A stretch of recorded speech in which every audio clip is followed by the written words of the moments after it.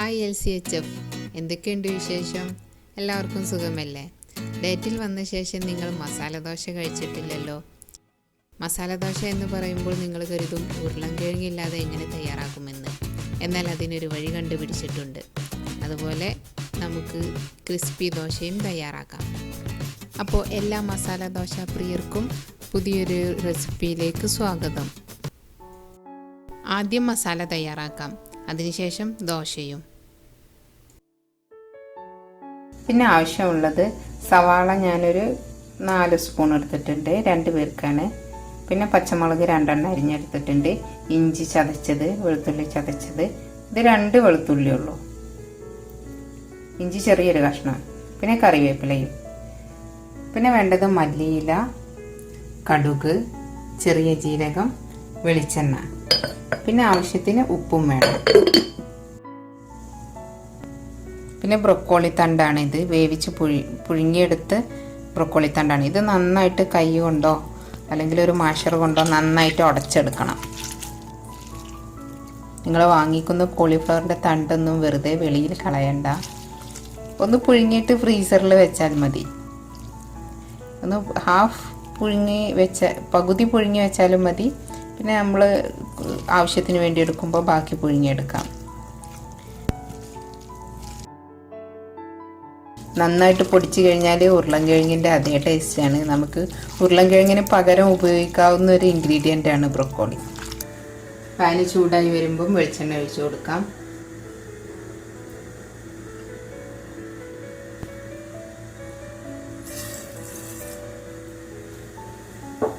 കടുക് പൊട്ടി വന്നതിന് ശേഷം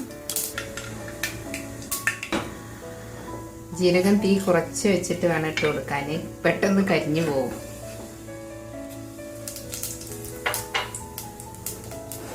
ചെറുതായിട്ടൊന്ന് പൊട്ടിയിട്ടുണ്ട്. ഇനി സവാളയും ഇഞ്ചിയും വെളുത്തുള്ളിയും വേപ്പിലയും പച്ചമുളകും എല്ലാം ചേർത്ത് കൊടുക്കാം. ഇതൊന്ന് വഴറ്റിയെടുക്കാം. ലേശം മഞ്ഞൾ ചേർത്ത് കൊടുക്കാം.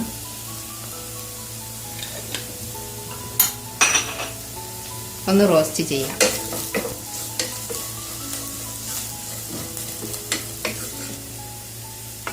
ഇനി നമ്മൾ പൊടിച്ച് വെച്ച ബ്രൊക്കോളി തണ്ട് ചേർക്കാം.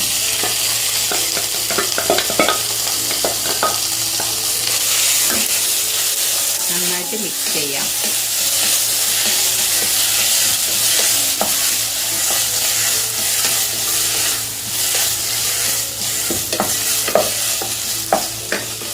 കുറച്ച് വെള്ളം ചേർത്ത് കൊടുക്കാം. നന്നായിട്ട് തീ കൂട്ടിയിട്ട് ഇത് വറ്റിച്ചെടുക്കാം. ഇത് നല്ല ഡ്രൈ ആയിട്ട് തന്നെയാണ് വേണ്ടത്.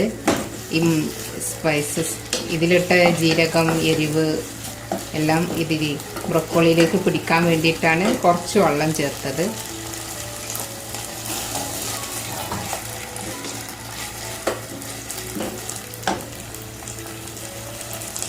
ഉപ്പിട്ടിട്ടില്ല, ഉപ്പ് ചേർത്ത് കൊടുക്കാം.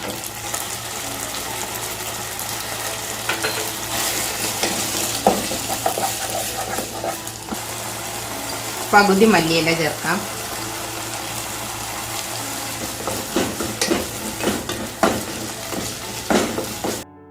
ഇപ്പം ഇത് വെള്ളമൊക്കെ വറ്റി റെഡി ആയിട്ടുണ്ട്. ഇനി നമുക്കിത് മാറ്റി വെക്കാം.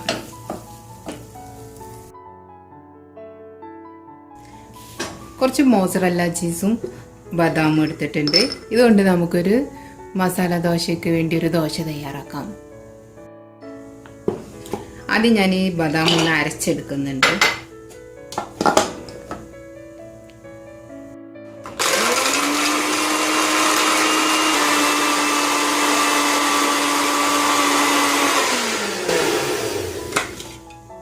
ഇത് നന്നായി പൊടിഞ്ഞിട്ടുണ്ട്, എന്നാലും ചെറിയ കഷ്ണങ്ങൾ ബാക്കിയുണ്ട്.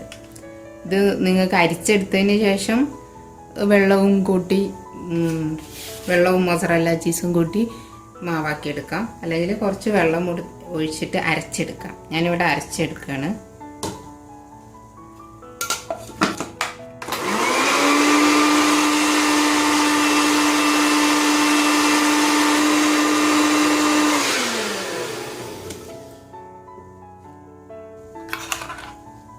ഇതിൽ ഇനിയും ചെറിയ കഷ്ണങ്ങൾ ബാക്കിയുണ്ട്, അപ്പോൾ ഒന്നുകൂടി അരച്ചെടുക്കുന്നുണ്ട്.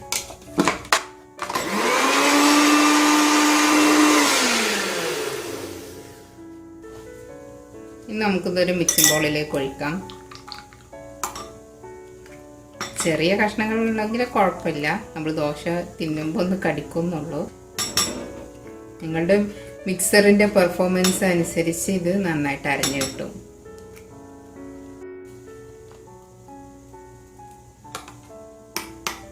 മോസറല്ല ചീസ് കൂടെ ഇതിലേക്ക് മിക്സ് ചെയ്യാം.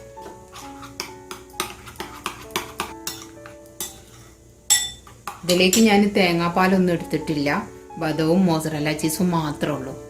അല്പം ഉപ്പ് ചേർക്കാം.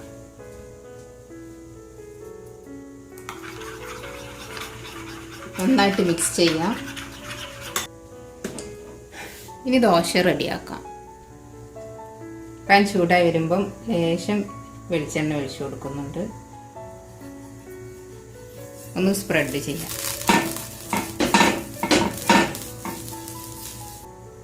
ഇനി മാവ് ഒഴിച്ചു കൊടുക്കാം.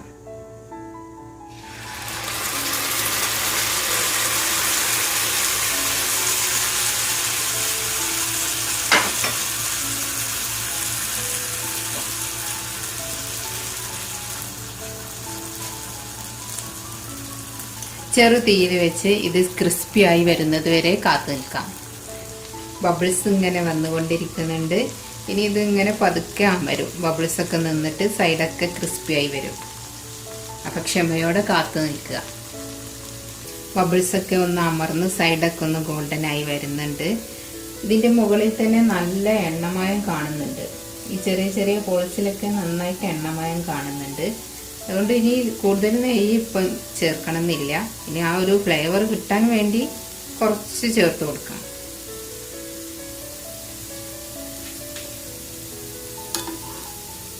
ഞാൻ കുറച്ച് നെയ്യ് ഇവിടെ ചേർത്ത് കൊടുക്കുന്നുണ്ട്.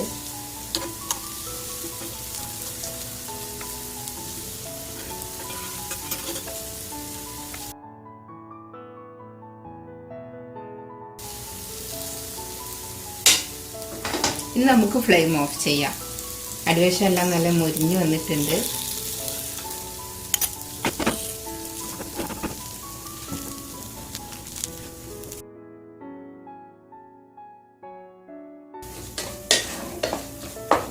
ഈ മസാല ദോശയുടെ മുകളിലേക്ക് വെച്ച് കൊടുക്കാം.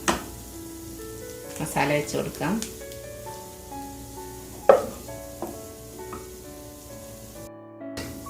ഇനി ഇത് മടക്കിയെടുക്കാം.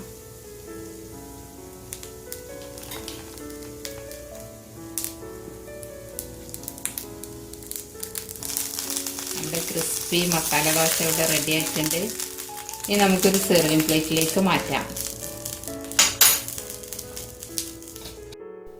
എല്ലാ LCHF കൂട്ടുകാർക്കും മസാല ദോശ ഇവിടെ റെഡി ആയിട്ടുണ്ട്.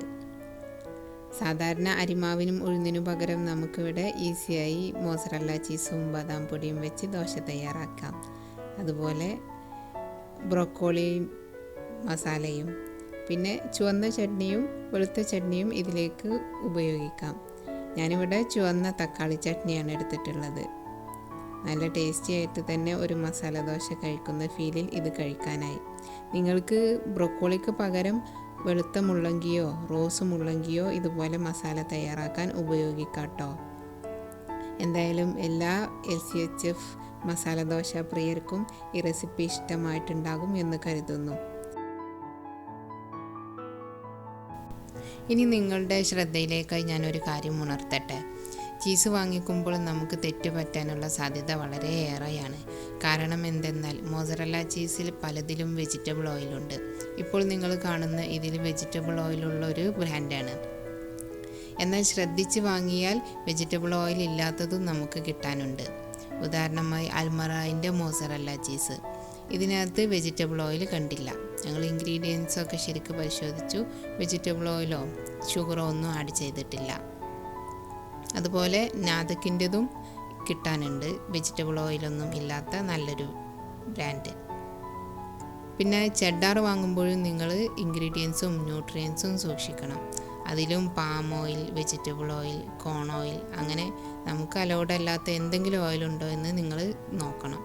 ഈ കാണുന്ന ചെഡ്ഡാർ നല്ല ചെഡ്ഡാറാണ്. ഇതിലങ്ങനെ പ്രശ്നമുള്ളതായിട്ടുള്ള ഒരു ഓയിലും ഇല്ല. ഈ ചെഡ്ഡാർ നിങ്ങൾക്ക് ഷ്രെഡ് ചെയ്ത് തരും. വീട്ടിൽ കൊണ്ടുപോയിട്ട് നമ്മൾ ക്യാരറ്റൊക്കെ ഗ്രേറ്റ് ചെയ്യുന്നതിൽ വെച്ചിട്ട് ഷ്രെഡ് ചെയ്തെടുക്കുകയും ചെയ്യാം.